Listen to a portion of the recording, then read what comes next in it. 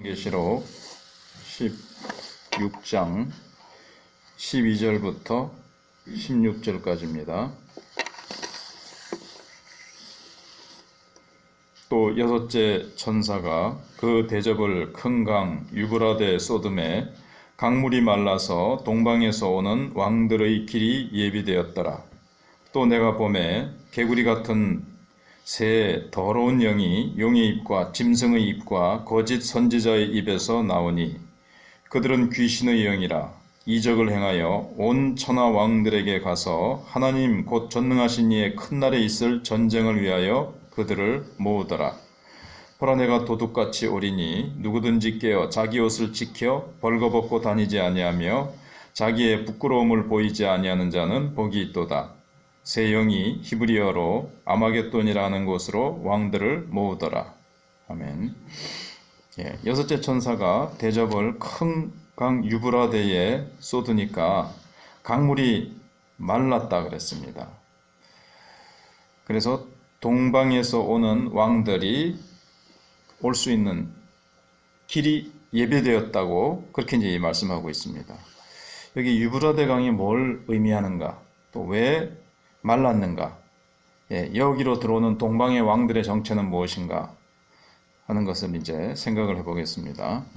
이 유브라데는 이스라엘 그 국경의 제일 북쪽 끝입니다.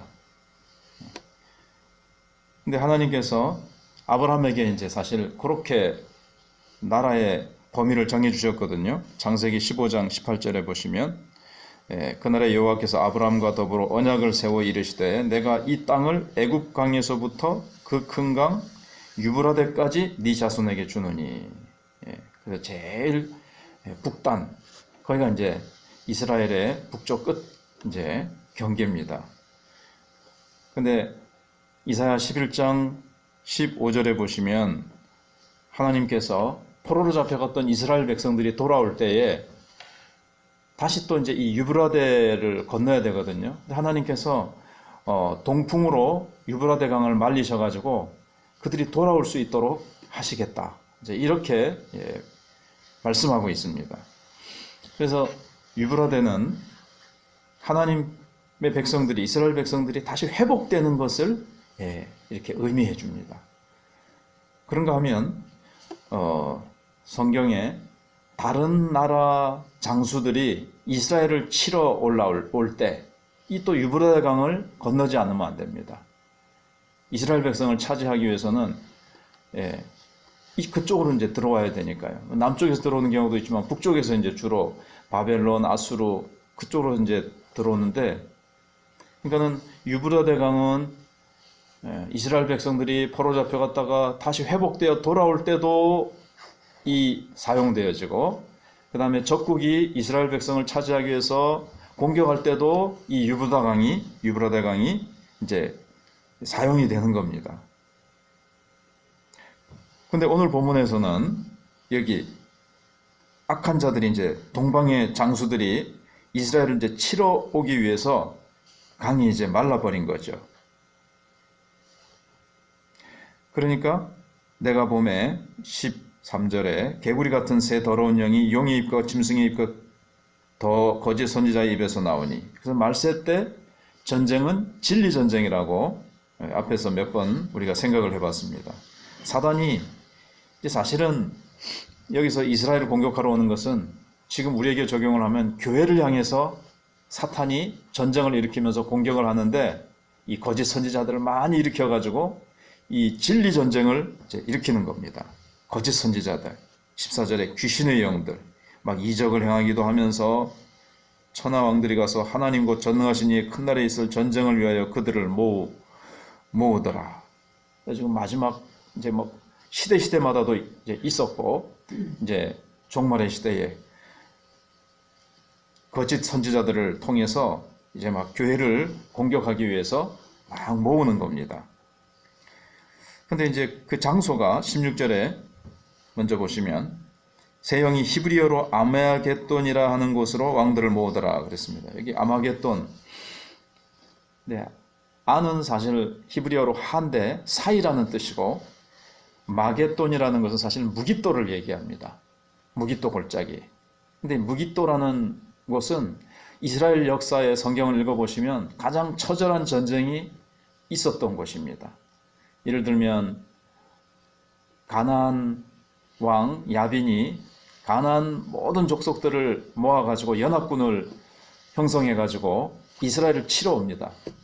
근데 이스라엘 백성들이 막 다 남자들이 벌벌 떨고 있죠. 신앙이 없어가지고. 그때 드보라가 야빈 연합군과 싸워서 이긴 곳이 무기또입니다. 그런가 하면 엘리야가 그 바알 선지자들하고 싸워가지고 그들을 다 죽인 것도 사실 무기또입니다.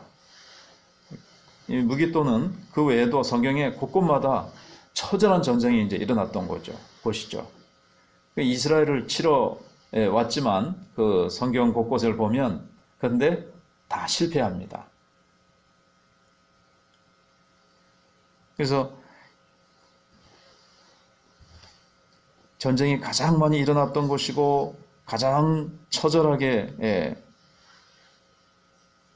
사람들이 이제 전쟁이 일어나가지고 많은 사람이 이제 죽고 뭐 했던 곳인데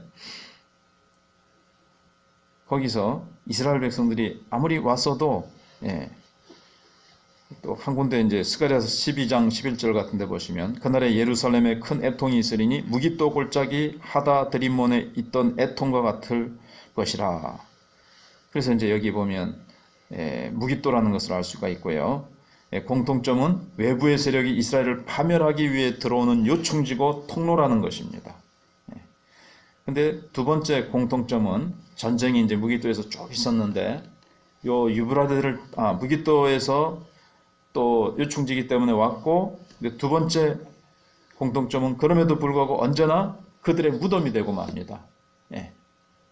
항상 적군이 어마어마한 숫자로 이스라엘을 공격해와도 다 그들이 패하고 다 무덤이 되고 만다는 거죠.